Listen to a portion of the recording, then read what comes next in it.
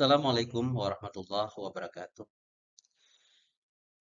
Teman-teman mahasiswa sekalian, pada hari ini kita akan mempelajari bagaimana cara menulis kutipan dalam skripsi ataupun dalam karya ilmiah. Ya, sebagaimana kita ketahui bahwa dalam karya ilmiah, kutipan memiliki peranan yang sangat penting. Kutipan dapat membantu memperkuat argumen dan memberi dukungan terhadap pernyataan yang kita buat. Dalam kesempatan ini, kita akan membahas berbagai jenis kutipan yang sering digunakan dalam penulisan skripsi, tesis, disertasi, dan berbagai artikel ilmiah lainnya. Nah, teman-teman mahasiswa sekalian, kita juga harus tahu dulu apa itu kutipan. Ya, kutipan adalah penyebutan sumber dari informasi atau ide yang diambil dari karya orang lain.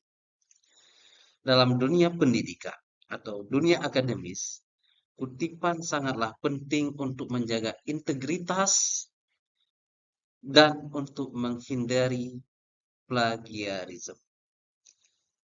Ada beberapa jenis kutipan yang perlu kita pahami bersama, yaitu kutipan langsung dan kutipan tidak. Kutipan langsung itu adalah pengambilan kata-kata persis dari sumber aslinya.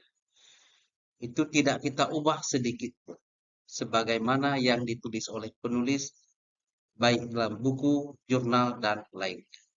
Biasanya, kutipan ini digunakan untuk menyampaikan pendapat atau pernyataan yang sangat kuat. Penting untuk mencantumkan sumber halaman dengan menggunakan kutipan.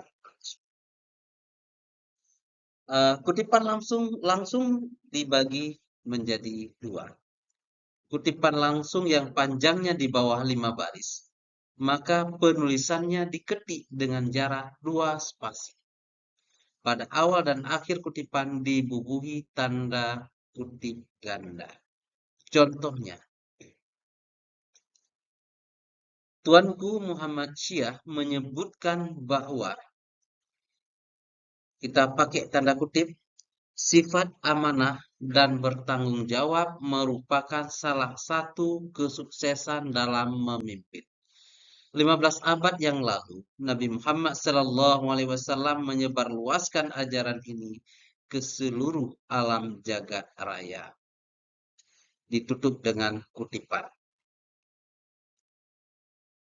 Kemudian kutipan yang panjangnya 5 baris atau lebih. Penulisan kutipan langsung yang panjangnya 5 baris atau lebih, penulisannya diketik dengan jarak 1 spasi, menjorok ke dalam dari margin kiri spasi, dan tak perlu dibubuk tanda kutip ganda, baik pada awal maupun pada akhir kutipan. Contohnya, ini ada yang 5 baris, yang berapa baris? Ada yang 5 baris lebih. Harus diketik seperti tadi, menjorok ke dalam. Islam mengajarkan kita bahwa menghormati guru merupakan salah satu hal yang sangat penting agar memperoleh keberkahan dari ilmu pengetahuan yang kita dapatkan darinya. Karena Islam mengajarkan kita bahwa akhlakul karimah di atas ilmu pengetahuan. Artinya, kalau cuma berilmu, iblis dan setan lebih tinggi ilmunya.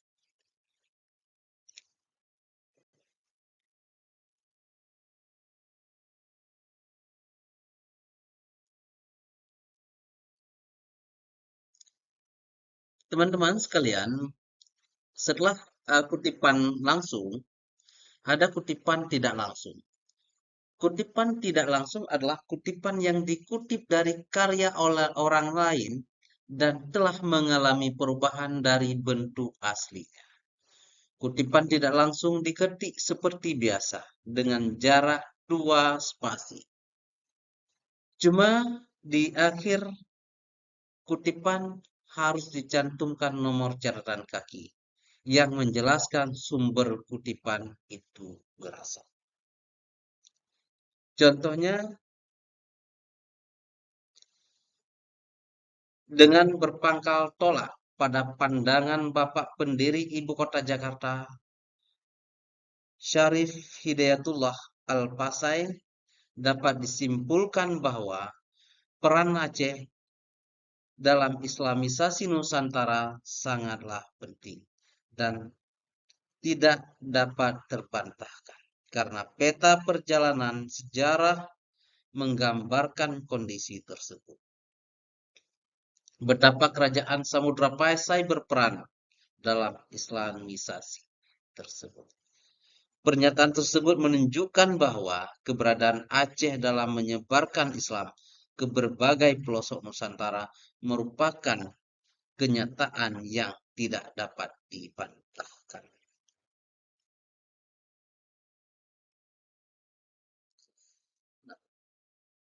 Selain kutipan langsung dan kutipan langsung dalam penulisan skripsi, tesis, dan disertasi dan juga karya tulis ilmiah lainnya, ada juga kutipan ayat Al-Quran dan hadis. Nah, ini juga perlu diperhatikan dengan seksama. Kutipan dalam bentuk ayat dan hadis harus dilakukan dengan sangat hati-hati. Mengingat kesalahan dalam mengutip ayat dan hadis dapat menimbulkan efek yang sangat fatal. Lebih-lebih dapat menyesatkan pembaca, sehingga dapat menjadi dosa jariah bagi penulis sendiri. Maka teman-teman sekalian, dalam mengutip ayat dan hadis ini perlu sangat hati-hati.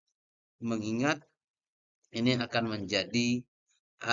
menjadi kutipan lain atau diamalkan oleh orang lain sehingga menjadi dosa bagi orang lain dan kepada kita sendiri yang menulis. Atas dasar itulah kutipan ayat dan hadis harus dikutip langsung dari sumbernya, yaitu Al-Quran dan kitab-kitab hadis yang ma'ruf. Nah, penting untuk diperhatikan bahwa dalam mengutip itu harus benar-benar pada sumbernya.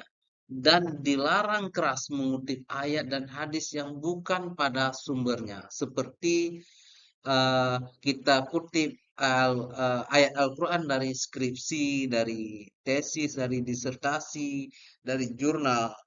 Walaupun itu sudah dipublish, namun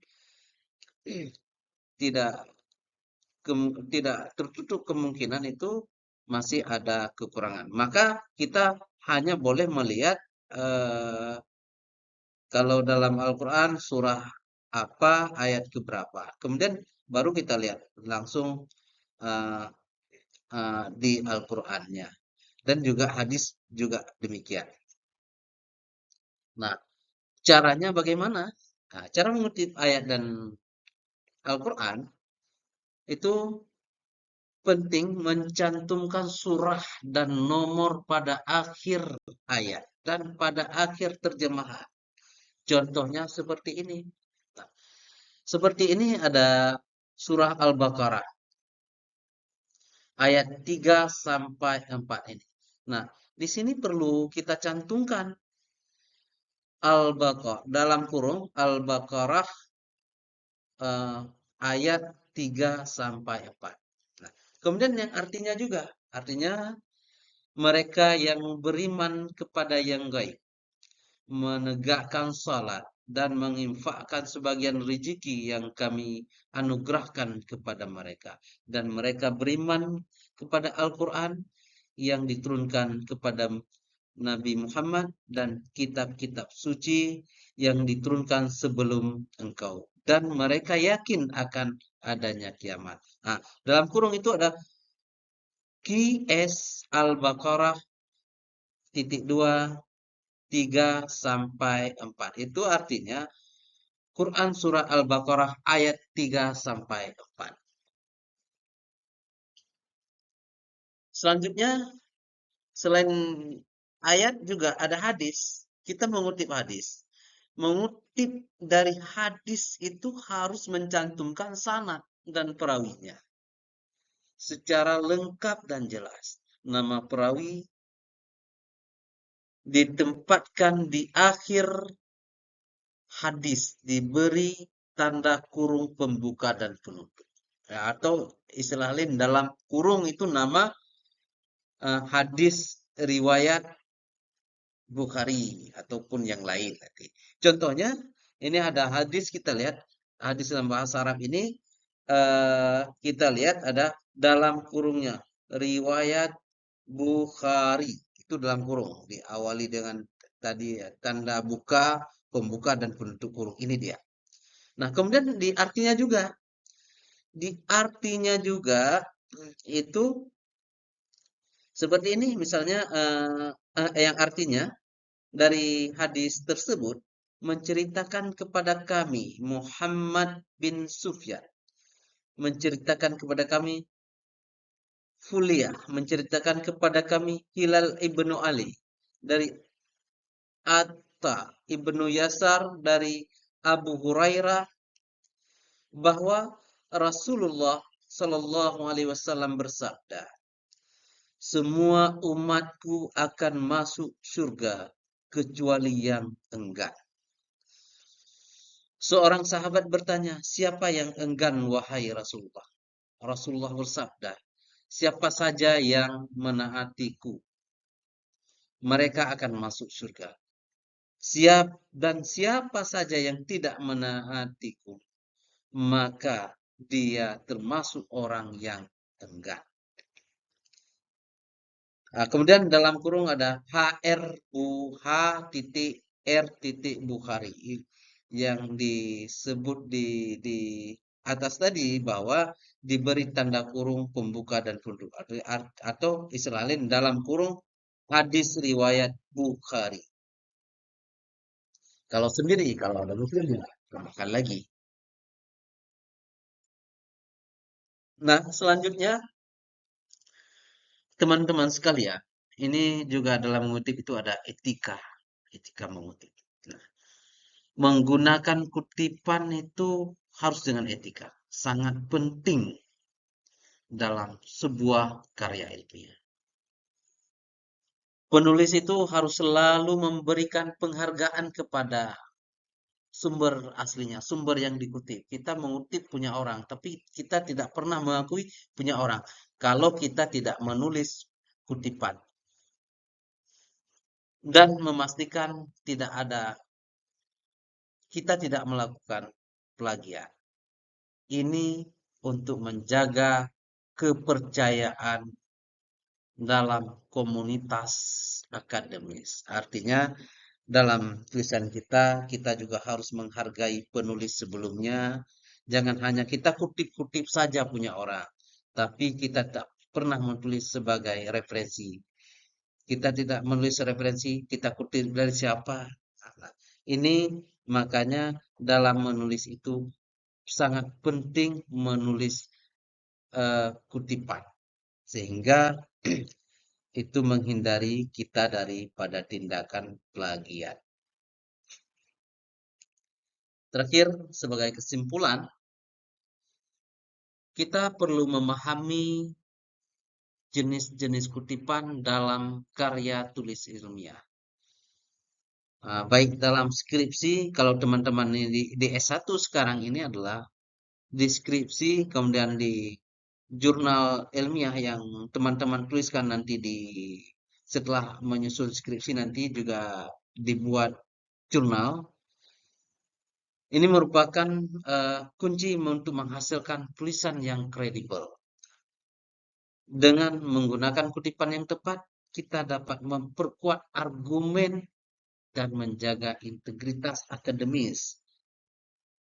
Dan selalu ingat, untuk mencantumkan sumber yang kita gunakan dalam tulisan kita. Jangan cuma kita tulis-tulis punya orang, tapi kita malu menyebutkan atau hanya menganggap punya orang sebagai punya kita. Itu namanya plagiat. Demikian teman-teman semuanya, lebih dan kurang mohon maaf. Assalamualaikum warahmatullahi wabarakatuh.